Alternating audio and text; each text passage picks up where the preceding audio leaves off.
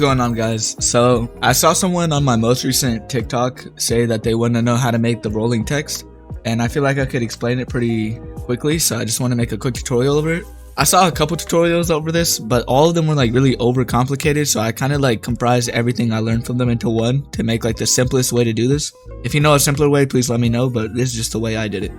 So for starters, you're gonna have to write down your text. I'm gonna use my best friend's name. You don't have to have the same amount of letters, but in order to line it up, it's a lot easier. And I'm gonna get my next word. I'm just gonna form because that's part of my user. Once you got your text, you're just gonna align it. You can do Control Alt Home and then Control Home, and it'll completely align it perfectly. And now that you got your letters all lined up, you're just gonna comp it. Now that it's comped, you're gonna come into the comp and you're basically gonna like take this button right here, which is the region of interest, and you're just gonna like kind of white out your text. Make sure you get over both your words and not just one. And once you do that, you're gonna go up to your top left composition and you can click crop to region of interest. And now it's gonna be like only the area that you have highlighted. From there, you can go back out of your comp and basically you're just gonna make 4 duplicates of this, or however many letters you have. And for each duplicate, you're just gonna mask out each letter.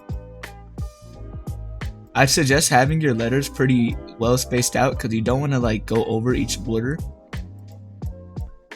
Now that you have all your letters masked out, all you have to do is apply offset to each of them, and you just keyframe your offset. So you do it where your first word is, and then you go to your second word, and you just do like a 1 or 2 spins, however much. I'll do 2 for the N. And then you go on to your next letter.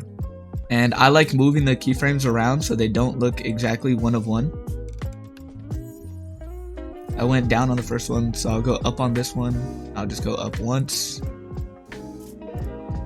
And now you have something that looks kind of like this, where they're all shifting.